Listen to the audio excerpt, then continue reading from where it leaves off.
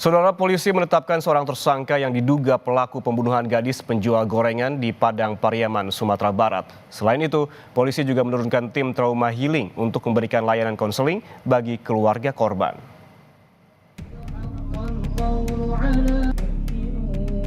Polda Sumatera Barat menggelar tahlilan 7 hari pasca dimakamkannya gadis penjual gorengan yang tewas dibunuh di Kabupaten Padang Pariaman, Provinsi Sumatera Barat.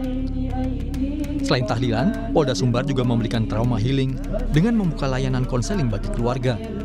Konseling lebih difokuskan untuk ibu korban yang hingga saat ini masih menyimpan duka mendalam karena kepergian korban. Layanan konseling trauma healing ini akan terus dilanjutkan jika masih diperlukan. Kedatangan kami membawa tim trauma healing dari Bab Psikologi Polda Sumbar. Itu berapa tim yang kita turunkan, Pak? Satu tim trauma healing, dan untuk giat kita ada 2 ini, yasinan, tahlilan, dan trauma healing. Untuk trauma healing akan dilakukan berapa lama nih, Pak? Apakah akan berlanjut atau seperti apa?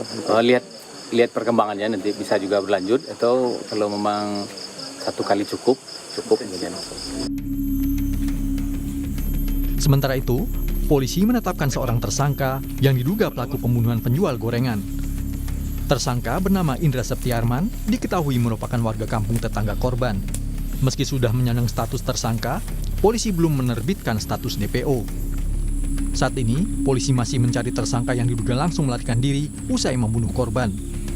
Personel disebar di beberapa titik pencarian untuk mengunci pergerakan tersangka. Melakukan penyelidikan yang intensif dan dari keterangan saksi dan fakta-fakta di lapangan untuk terduga pelaku inisial IS sudah bisa kami tetapkan sebagai tersangka.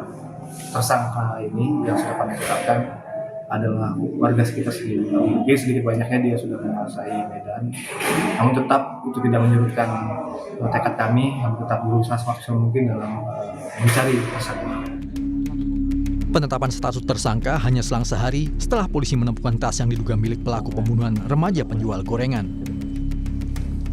Ransel hitam yang ditemukan di kawasan hutan ini berisi perlengkapan milik terduga pelaku, mulai dari kantong tidur, baju, dompet yang berisi KTP orang tua terduga pelaku, hingga celana milik korban yang juga ditemukan di dalam tas. Selain mengejar ke dalam hutan, untuk mempercepat penangkapan terduga pelaku, polisi juga memetakan dan menyisir kampung-kampung yang kemungkinan disinggahi terduga pelaku untuk mencari makan. Tim Liputan, Kompas TV. Untuk mengetahui informasi terkini, kita langsung bergabung dengan jurnalis Kompas TV, Rio Yohanes di Padang Pariaman, Sumatera Barat. Rio, selamat siang. Ini apa saja kemudian yang menjadi pertimbangan polisi hingga akhirnya menetapkan tersangka? Ya, Ian dan juga saudara, penetapan tersangka ini berdasarkan adanya keterangan dari saksi-saksi yang sudah diambil oleh pihak kepolisian. Juga ada barang-barang bukti yang ditemukan dan adanya celana atau pakaian terakhir yang digunakan oleh korban yang dibawa oleh terduga pelaku atau tersangka ini saat pelariannya. Hal itu dibuktikan dengan ditemukannya atas tersangka di dalam kawasan hutan, di mana di dalamnya juga terdapat celana milik korban. Sehingga dalam hal ini pihak kepolisian menetapkan status tersangka sebagai IS ini usia 26 tahun ini, dan sejauh ini memang baru 1 orang yang ditetapkan sebagai tersangka. Dan tidak tertutup kemungkinan nantinya akan muncul tersangka baru jika nanti IS ini berhasil ditangkap dan ia bisa dimintai keterangan. Demikian, Ian. Ya, pelaku telah ditetapkan sebagai tersangka, namun ini masih buron. Lalu bagaimana perkembangan pengajaran pelaku dan apakah posisinya sudah diketahui oleh polisi? Ya, Ian, untuk posisi pelaku itu terakhir pada Senin pagi kemarin itu ditemukan ada warga yang melihat terduga pelaku turun mendekati kawasan kampung. Pelaku ini terlihat sudah dalam kondisi acak-acakan, tanpa baju, hanya memakai celana pendek saja. Dan ini memang dia melihat aktivitasnya, terlihat oleh warga pelaku ini, tersangka ini langsung lari lagi ke kawasan hutan. Tersangka ini terlihat di kawasan Jorong, Padang Kabau, di sana masih dalam kecamatan 2x11 Kayu Tanam, Kabupaten Padang Pariaman, Provinsi Sumatera Barat. Dan berdasarkan temuan terakhir ini, pihak kepolisian itu memfokuskan pencarian di kawasan tersebut dan lebih diintensifkan. Hingga tadi malam itu pihak kepolisian termasuk Kapolres dan juga Kasat Reskrim itu berada di kawasan hutan untuk ikut membantu proses penangkapan tersangka ini. Namun memang hingga siang hari ini tersangka ini masih belum dapat ditangkap. Demikian, Ian. Ya Rio, ini polisi kemungkinan besar juga telah mencium gitu keberadaan pelaku. Namun demikian kemarin polisi menyebutkan mempersempit gerak pelaku dan juga apakah ini warga turut dilibatkan dalam pencarian mengingat ini pelaku juga merupakan tetangga dari korban, Rio. Ya, untuk keterlibatan masyarakat dalam proses pencarian, seperti yang kita ketahui bahwasannya pelaku ini atau tersangka ini adalah masyarakat yang kampung sebelah dari kampung korban.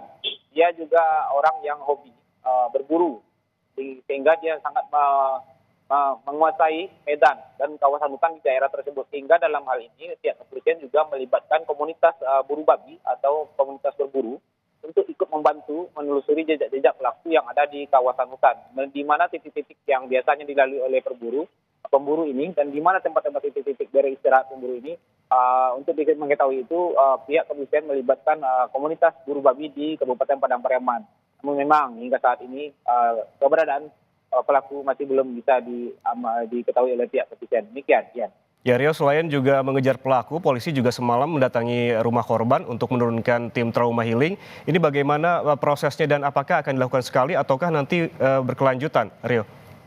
Ya, untuk trauma healing itu memang kemarin itu dari Polda Sumbar menurunkan tim untuk melakukan tahlilan 7 hari pasca dimakamkannya korban.